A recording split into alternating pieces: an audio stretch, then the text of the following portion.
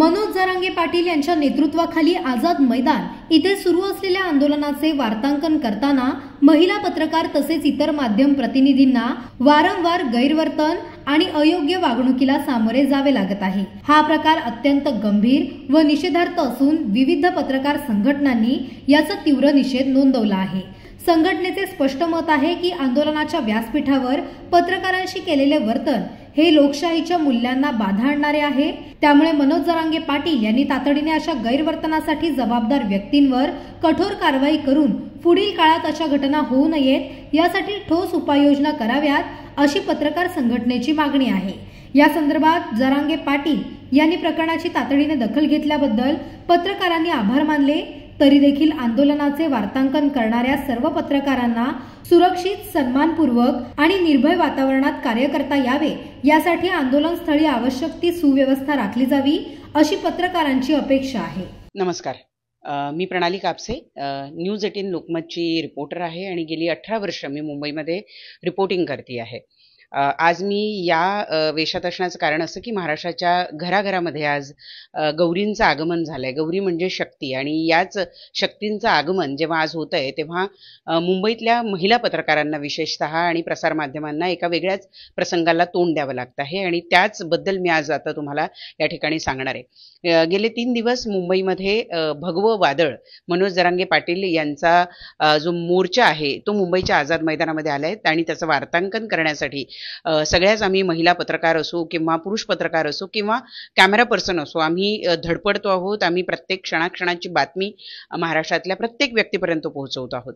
परंतु हे करत असताना आंदोलकांच्या वतीनं पत्रकारांना शिवीगाळ करणं, त्यांना धक्काबुक्की करणं, त्यांच्याशी हुज्जत घालणं, त्यांच्याबरोबर सेल्फी काढण्यासाठी झुंबड करणं, विशेषतः महिला पत्रकारांना घेरून ठेवणं असले प्रकार वारंवार घडत आहेत। खरं तर गेले 2 दिवस अशा पद्धतीचे प्रकार घडत आहेत याची आम्हाला थोडी बहुत कल्पना होतीच आणि म्हणूनच पत्रकारांच्या संघटनांच्या वतीनं आम्ही एक पत्र सुद्धा तयार केलेलं होतं आणि हेच पत्र देण्यासाठी आज दुपारी आम्ही मनोज जरांगे पाटील यांच्या स्टेजच्या जवळ गेलेलो होतो। त्यावेळी घडलेला मी प्रसंग तुम्हाला या ठिकाणी सांगू इच्छिते की नेमकं झालं काय। गेले 2-3 दिवस सातत्यानं आत्ता मुंबईतल्या जवळपास 7 ते 8 महिला पत्रकारांबरोबर असे गैरवर्तनाचे प्रकार घडलेले आहेत। त्याचबरोबर जे कॅमेरा पर्सन आहेत त्यांना आंदोलकांच्या वतीनं दगड मारणं, त्यांचे कपडे खेचणं, त्यांना शिवीगाळ करणं असे प्रकार घडत आहेत। असेच प्रकार म्हणजे विनयभंगाचे प्रकार महिला पत्रकारांबरोबर सुद्धा झालेले आहे। मी स्वतः त्याची पीडित आहे। या संदर्भाची माहिती देण्याकरता आज जेव्हा आम्ही मनोज जरांगे पाटील दुपारी आझाद मैदानावर बसले होते त्यावेळेला आम्ही तिथं गेलो। आम्ही टीव्ही जर्नलिस्ट असोसिएशनच्या वतीनं एक पत्र तयार केलेलं होतं आणि हे पत्र देण्यासाठी मी, माझे काही सहकारी आम्ही मनोज जरांगे पाटील यांच्या स्टेजच्या जवळ खरं तर वाट बघत होतो, कारण त्यावेळेला जे अभ्यासक होते मनोज जरांगे पाटील त्या अभ्यासकांबरोबर चर्चा करत होते। परंतु वारंवार सांगून सुद्धा आंदोलकांच्या वतीनं कॅमेरा पर्सन्सना शिवीगाळ करण्यात येत होता आणि त्यामुळे आम्ही सगळ्या पत्रकारांनी आमचे कॅमेरे डाऊन करण्याचा निर्णय घेतला, म्हणजे आमचे कॅमेरे आम्ही अर्ध्या उंचीवर आणण्याचा निर्णय घेतला आणि सगळे कॅमेरे अर्ध्या उंचीवर आणण्यात आले। हे बघून मनोज जरांगे पाटील यांनी उपस्थित जे आंदोलक होते त्यांना चांगलाच दम दिला, असे वागू नका हे त्यांना सांगितलं, नाहीतर मी या आझाद मैदानातून उठेल असं सुद्धा त्यांनी या ठिकाणी आंदोलकांना सांगितलं। ही संधी बघून, कारण त्यावेळेला अभ्यासकांचं जे बोलणं होतं ते थांबलेलं होतं, ही संधी बघून आम्ही आमचं निवेदन देण्यासाठी मनोज जरांगे पाटील यांच्याकडे गेलो आणि त्यावेळेला आधीच ते चिडलेले होते। त्यात आम्ही परिपत्रक घेऊन आम्ही स्टेजवर येण्याची त्यांना वर आम्हाला येऊ द्या असं सांगितलं। त्यावर ते चिडले, त्यांनी सांगितलं तुमचं काय म्हणणं आहे ते मला इथेच द्या। मग आम्ही आमचं परिपत्रक त्यांना दिलं।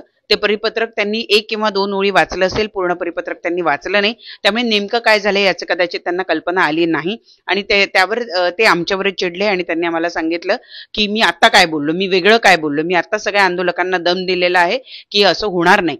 त्यावर आम्ही काय घडलं हे त्यांना सांगण्याचा प्रयत्न केला। माझाच एक सहकारी जो आहे त्यांनी सांगितलं की कशा पद्धतीनं जे कॅमेरा पर्सन्स आहेत त्यांना शिवीगाळ केली जाते आहे, कशा पद्धतीनं त्यांना दगड मारले जात आहेत। या गोष्टी जेव्हा आम्ही सांगत होतो त्यावेळेला मनोज जरांगे पाटील यांची ऐकून घेण्याची त्या काळात तरी मानसिकता दिसत नव्हती, म्हणून पत्रकारांचा सुद्धा आवाज वाढला। आणि जेव्हा मग महिला पत्रकार म्हणून मी त्यांना सांगितलं की अहो मुलींना महिला पत्रकारांना धक्काबुक्की केली जाते, त्यांचे कपडे ओढले जात आहेत, हे योग्य नाही. तर त्यावर मनोज जरांगे पाटील मला असं म्हणाले की ताई माझ्यासाठी 7-8 दिवस माझ्यासाठी म्हणून तुम्ही सहन करा. त्यावेळेला मीच त्यांना परखड उत्तर दिलं की 1 दिवस काय 1 सेकंदही आम्ही हे सहन करू शकणार नाही. महिला पत्रकारांचे कपडे ओढणं हे कदापि सहन केलं जाणार नाही, हे आम्ही त्यांना त्या ठिकाणी सांगितलं. त्यावर आमचं म्हणणं मनोज जरांगे पाटील यांनी गांभीर्याने घेतलं. त्यांनी पुन्हा एकदा सगळ्या जे आंदोलक आहेत त्यांनी खरडपट्टी काढली. त्यांनी सांगितलं की कुठल्याही प्रसार माध्यमांच्या लोकांना या ठिकाणी त्रास होता कामा नये. आणखी एक महत्वाचं की ज्यावेळेला मी हे त्यांना सांगत होते त्यावेळेला त्यांचं म्हणणं होतं की हा सगळा प्रसंग कुठे घडला, तर हा प्रसंग सीएसटी स्थानकावर माझ्याबरोबर जो घडला तो सीएसटी स्थानकावर घडलेला होता. जेव्हा मी त्यांना कल्पना दिली की हे सगळे प्रकार सीएसटी स्थानकामध्ये जे आंदोलक आहेत जे गोंधळ घालतायत त्यांच्याकडनं होत आहेत, त्यावर मनोज जरांगे पाटील यांचं असं म्हणणं होतं की ही माणसंच आमची नाही, आमच्या आंदोलकांच्या वेशामध्ये कोणीतरी येऊन आंदोलनाला बदनाम करण्याचा प्रयत्न करत असेल. परंतु जर आम्ही प्रसार माध्यम म्हणून गळ्यात गमछा घातलेला किंवा एक मराठा लाख मराठा अशी टोपी घातलेल्या प्रत्येक आंदोलक हा मनोज जरांगे पाटील यांचा आंदोलक आहे असं म्हणून जर त्यांच्या प्रतिक्रिया घेत असू तर त्यांच्या वर्तनासाठी सुद्धा ते आंदोलकच आहे असं आम्ही मानतो आणि म्हणूनच त्यांचं हे गैरवर्तन सुद्धा खपवून घेतलं जाणार नाही.